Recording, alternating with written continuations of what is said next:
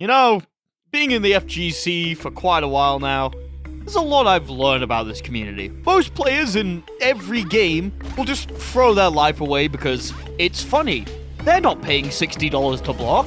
That's not a thing that they should do. Trying to have a reasonable discussion about the balance of any fighting game is literally impossible. If you're not from North America, nothing you do matters, and people are actually really bad at describing their own games. For the longest time, I've just sort of brushed off Granblue as this footsies-based, simple fighting game that didn't really appeal to me. The movement's kinda mid, the combo structure makes me want to vomit in my own mouth, simple controls being as good as motion inputs just feels wrong to me, and I assume that because the game was described as simple and basic, there wasn't much depth to anything in it. I assumed that every character that had a Shoto-like moveset was basically just Ryu, but anime. But slowly, over time, something quite interesting has happened to Granblue.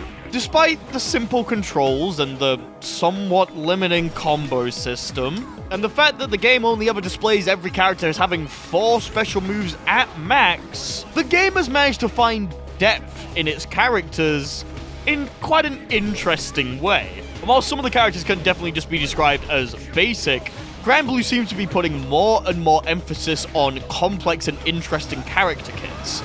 I think an amazing example of how they're doing this is with their newest character. So, let's talk about Sandalphon. Sandalphon is an angel who I think he did something bad, but now he's a good guy. But he did a bad thing, I'm not sure. Gameplay-wise, though, he is a Shoto-esque character. This means he has the bog-standard basics. He has a fireball, he has a DP, and he has a gap-closing ability that goes pretty far across the screen. It doesn't go over or through fireballs, unfortunately, but this one is useful for combos. Now, being a Shoto, you can imagine that 3 of these 4 abilities have already been explained. And, yeah, kind of. The DP doesn't change at all. There's nothing that affects the DP. However, Granblue has an interesting way of messing with the other 2 special moves. If you press U, Sandalphon will go into a weird flexing state. And once the animation is finished, he will be attuned to an element, displayed by the little wing icon under his health bar. He has 4 separate elements to choose from: fire, water, earth, and wind. All of these elements affect different parts of his kit in different ways. Some of them being extremely simple, some of them being not as simple, and some of them just being kind of fucking cool. You choose these elements by holding one of the attack buttons during the stance. If you don't hold any, or you continue holding U, you'll get fire. If you hold light, you'll get water. If you hold medium, you'll get earth. And if you hold heavy, you'll get wind. I originally thought you could mash this out really quickly, but the game only checks what button you're holding once the animation is over. So you can't just tap U and then tap the button you want. You're going to have to hold which button you want until the end of the animation. All of these change his fireball in some way.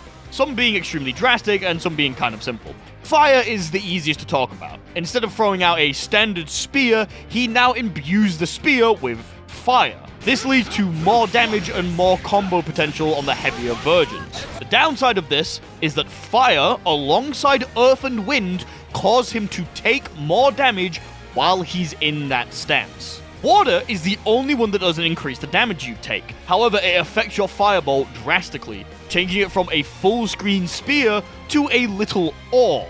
The light version of this orb just stays in front of you. It can actually be used to absorb projectile hits. The medium one travels slowly across the screen. This water orb is evil. Really fucking evil. It's able to absorb projectile hits like the other fireball. However, because it moves forward and it lingers, you can use it in a bunch of different ways. Okizeme is probably the most obvious one, since it'll just be on the target. However, you can actually use it for weird combo situations. If you knock them in the air and then throw the medium, you can actually have them land on it and use that to follow up more combos. I'm not very good at it, but it's a thing that you can do. Earth creates spikes in the ground that slowly travel forward. Being a grounded projectile, it's less versatile than the other ones. However, the benefit of it is it leaves you plus on block. The medium version gives you more plus frames. However, there is an absolutely massive gap. And when the projectile actually comes out, it's great to keep people pressured in the corner. And if you can actually set the medium one up, it gives you so many plus frames that you're basically able to just restart your pressure. Wind makes it so that the projectile goes super fast, like extremely fast. It also increases Sandalphon's movement speed. It's not by a lot, but it's enough to be noticeable. That's not the only thing it does. It also gives you an air dash that can only be used forward. I'm not gonna lie, when I first heard about this, I kind of expected to be in the wind form all the time because faster and an air dash, but you can't IAD back, you can only IAD forward, and it's not like a BlazBlue or a Plus R air dash. It's a Strive air dash. It's slow. Still though, the added benefit of being able to send full screen projectiles that go super fast gives him options at further ends of the screen, allows him to play a little bit of a keep away zoning game. All of these elements obviously have their own benefits and drawbacks. Fire is useful for combos, water is useful for set play, earth is useful for pressure, and wind is useful for zoning. Switching between these four stances allows you, a Shoto character, to specialize in one thing that you want to be more powerful in. It's not a massive change, it doesn't change you from a Shoto to a Zoner like that, but it's enough of a change to really impact the way that you want to move around the screen. I think the best Sandalphon players are going to be able to switch between the stances at a moment's notice. They're going to find setups that allow them to go into the different stances when they want pressure, or when they want combos, or when they need to back up a little bit. This isn't the only way that the elements are affecting his kit as well. By using that gap closer we talked about before, if you press U at the end while you have an element, you'll actually dispel it for an extra attack. This adds a bunch of damage to the move, but if you use the heavy version, it actually gives you a wall bounce in the corner. Meaning, when you really want to cash out, you're able to use your ability, go into your gap closer, and just send a bunch of damage for an extra combo. He is already pumping damage. Once players really find optimizations for him, he is going to be absolutely disgusting to fight against. And there's still one more special move we haven't talked about. His final special move is called First in Line. It's executed by doing 2-2 and then L, M, or H. The L version is pretty simple, it just does a little slash forward and pushes him back a little bit. It has a decent amount of range, and it leaves you plus 20 on knockdown, which is pretty good. However, the M and H versions are much more interesting. The M version actually puts you in a stance. From this stance, you have multiple different options. Pressing forward or back will actually teleport you a little bit around the screen, as well as giving you a brief bit of invincibility. Pressing light or medium will do its judgment cut. It's a small projectile at either close or medium range. It's good for interrupting the opponent and shutting them up. His H is a forward dash with a slash, which is extremely useful for combos as it's quick on startup, but is very negative on block. And finally, by pressing U, you use Eternal Prison. This is a palm strike that takes a while to start up, but gives you a massive knockdown on hit, access to a bunch of different combo routes, and does a shit ton of damage.